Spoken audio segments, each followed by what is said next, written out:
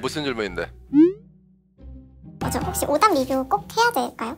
야, 오답 리뷰는 내가 수업 시간에 매번 얘기하지만 사실 리스닝은 리뷰 싸움이야. 내가 맨날 강조하잖아. 진짜로 리스닝을 문제를 많이 풀었다 그래서 풀어본 문제 수의 만큼 비례해서 실력이 좋아지면 사실은 뭐 학원 다닐 필요 없지 않겠어? 문제지 하나 사서 문제 풀고 채점하고 그 다음 회차 또 문제 풀고 채점하고. 근데 분명한 건 리스닝은 문제를 많이 풀어봤다 그래서 풀어본 문제 수에 비례해서 실력이 좋아지진 않는단 말이야. 아니 정글자로 문제만 많이 풀어서 실력이 좋아진다 그러면 계속 풀어야 돼. 모의고사지 뭐 1200제, 해커스 1200제, 해커스 1000제 1, 2, 3 사갖고 계속 풀고 리뷰하고. 근데 꼭 기억해야 되는 건 문제를 많이 풀었다 그래서 풀어본 문제 수만큼 실력이 좋아지는 건 아니고 진짜로 리스닝은 풀었던 문제를 완전히 리뷰해서 요걸 내 걸로 만들어 나가느냐에 따라서 실력이 조금 더 빨리 좋아지고 조금 느리게 좋아지고 그 차이는 있거든. 그러니까 이 사람이 문제를 많이 안 풀어봤기 때문에 실력이 빨리 안 좋아지는구나가 아니라 이 사람이 문제는 많이 풀었지만 풀어놓은 문제를 리뷰하는 과정에서 이걸 완전히 내 걸로 못 만들어 놓고 계속 문제만 푸는구나. 이런 게 오히려 문제가 생기면 실력이 좋아지는 속도가 확실히 좀 느려지긴 하니까 우리 계속 얘기하지만 리스닝은 오답 리뷰 싸움이야. 누가 리뷰를 잘하느냐, 누가 리뷰를 완벽하게 하느냐. 거기에 대해서는 의문을 가질 필요 없어. 아 이거 리뷰를 해야 되나? 나 거의 한 3000개는 푼 것 같은데 지금까지? 이건 진짜 의미 없고 풀어놓은 문제를 진짜로 내 걸로 만들어 나가는 과정이 우리가 매번 얘기하는 오답 리뷰니까 그 리뷰를 꼭 해야 되는 거지. A씨 오답 리뷰를 정확히 어떻게 해야 되는지 모르겠어요. 그러니까 딱 결론을 얘기하자면 1, 2는 암기, 3, 4는 쉐도잉. 그러니까 1, 2는 무조건이에요. 1, 2는 흔히 하는 말로 특히나 파트 2 같은 경우에는 지름길이 없다 그러잖아. 그러니까 무슨 왜 파트 2 얘기하면 우리 많이 듣잖아. 무슨 어떤 질문이 나오면 뭐 어떤 게 정답이 많이 된다. 질문을 잘 못 알아들었을 때는 보기 중에 반문하는 답변이 있으면 일단 그거 찍어라. 애매한 형태의 답변이 나오면 그게 정답일 확률이 높다. 이런 뭐 스킬들이 조금 있는데 파트 2를 스킬로 풀어서 파트 2를 잡으려고 하면 그 뭐 어느 정도까지는 올라가겠지. 뭐 25개의 파트 2를 풀면 뭐 한 17개, 18개까지는 되지 않겠어? 왜 실전에 가면 의문사, 의문문 나오면 의문사만 싹 잡고 답 잡고 막 이런 사람들 있잖아. 내용은 하나도 모르는데 when 들으면 언제? 보기를 들으면서 언제 아니고 막 지우고 요게 언제? 뭐 이런 거 잡고 where 들으면 장소 나와라. who 들으면 사람 이름이 나올 텐데 근데 이름 안 나오면 당황하고 뭐 이런 게 있잖아. 그래서 파트 1, 2는 내가 틀렸던 질문을 진짜 우리말을 보고 내가 이 말을 할 줄 알게. 그러니까 내가 우리말 표현을 보면 최소한 이 정도 표현은 내가 영어로 정확하게 말할 수 있을 때까지 암기를 해나가야 돼. 너무 당연한 얘기지만 내가 말할 수 있는 문장이나 질문을 다른 사람이 말을 했는데 그걸 못 알아들었다는 건 말이 안 돼. 내가 말을 할 수 있는 문장은 누가 말을 해도 알아듣지. 그것도 아주 빠르게. 근데 내가 말을 할 수 없는 문장 중에 누군가가 이 말을 하면 그게 알아들을 확률이 한 반반이야. 물론 내가 들어서 알아들을 수 있는 말을 내가 다 할 수 있는 건 아니잖아. 우리 뭐 CNN 뉴스 같은 거 보면 문득문득 들리잖아.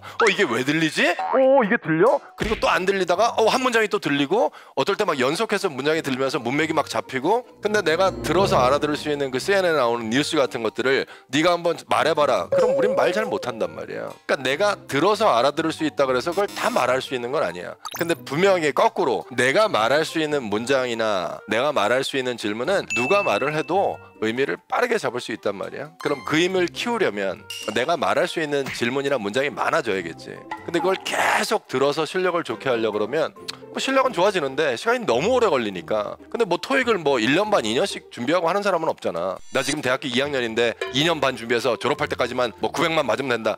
토익을 누가 2년 반 2년씩 해. 토익은 다들 목표가 누가 단기간에 몰아쳐서 해서 원하는 점수를 만드냐의 싸움이니까 단기간에 실력을 올리려면 1, 2는 진짜 1도 마찬가지야. 내가 이 표현을 못 알아들어서 진짜 오답이 나온 게 있으면 파트 1에 나와 있는 이 표현을 우리말로 써놓고 영문을 보지 않은 상태에서 내가 이 정도 표현은 마치 파트 1을 녹음하는 성우처럼 말을 할 수 있을 때까지 반복적으로 암기를 해야 되니까. 그래서 1, 2는 우리 오답 노트를 만들어서 내가 틀렸던 표현이나 질문을 영문으로 적어놓고 그 아래쪽에 그 질문의 우리말 해석이나 뜻을 우리말로 써놓고 그리고 리뷰할 때는 영문을 가리지. 그리고 우리말 표현만 보고도 이걸 내가 자연스럽게 말할 수 있을 때까지 암기를 해나가는 거고. 근데 3, 4는 예전에 쌤이 공부할 때만 해도 3, 4도 무식한 방법이긴 하지만 지문을 통째로 암기하라는 얘기를 하는 사람들이 많았거든. 35초짜리 25초짜리 지문을 한 4, 50개만 암기를 하면 그게 확실히 문장 구조를 이해하거나 듣기 실력이 좋아진다고. 그래서 옛날에 공부하던 사람들은 진짜 그렇게 했단 말이야. 근데 지문을 40개를 진짜 통째로 암기했어, 내가 성우처럼. 근데 그게 기억이 얼마나 가겠어. 그게 불과 일주일 열흘만 지나면 그 내가 암기했던 문장들은 다 날아가 버려. 그래서 3, 4를 암기하는 게 뭐 잘못됐다는 건 아니지만 조금 더 시간 대비 효율적으로 리뷰를 하려면 3, 4는 스크립트 점검을 완벽하게 끝내놓고 나서 이 내용이 진짜로 다시 들을 때 우리말로 완전히 이해되는 상태가 되면 3, 4 같은 경우에는 스크립을 이렇게 치워놓고 우리 음원을 들으면서 따라 말하는 휴대용 연습을 하잖아. 그래서 내가 이 음원을 들으면서 성우하고 일정한 간격을 유지한 상태에서 얘네 말로 나오는 표현을 들으면서 그걸 자연스럽게 따라 말하면서 갈 수 있을 때까지 쉐도잉이 되면 리뷰를 마무리하고 다음 셋으로 가야 되고, 그래서 뭐 1, 2도 어떤 사람은 몇 번 따라 말하다가 발음이 자연스럽게 된다 하고 끝내는 사람이 있는데 1, 2는 그건 안 되고 1, 2는 진짜 절대적인 순발력을 원하는 파트니까 진짜 암기를 해나가야 되고, 3, 4 같은 경우에는 음원을 들으면서 이 성우의 발음이나 속도를 내가 자연스럽게 따라 말할 수 있는지. 쉐도잉 연습이 되게 어색하다고 하는 친구들한테 내가 보통 그 네이버에 있는 일기예보 같은 거 한번 들어보고 우리말로 나오는 소리를 들으면서 따라 말하는 쉐도잉 연습을 한번 해보라 그러는데 진짜 당황하는 친구들도 많아. 안 돼. 우리말로 나오는 일기예보라서 50초짜리 듣고 내용은 다 이해를 됐는데 이걸 다시 틀어놓고 따라 말하라 보라 그러면 중간에 발음이 툭툭툭툭 깨져나가고, 하물며 얘네 말로 나오는 걸 들으면서 쉐도잉 연습을 한다는 건 사실 아주 쉬운 연습은 아니지만 그 쉐도잉이 자연스럽게 돼야 나중에 새로운 지문을 들을 때도 들으면서 의미가 이렇게 올라오는 경험을 할 테니까 1, 2 암기하고 3, 4 오답 나온 거 있으면 쉐도잉하고 그 두 가지만 잘 기억하면 된다.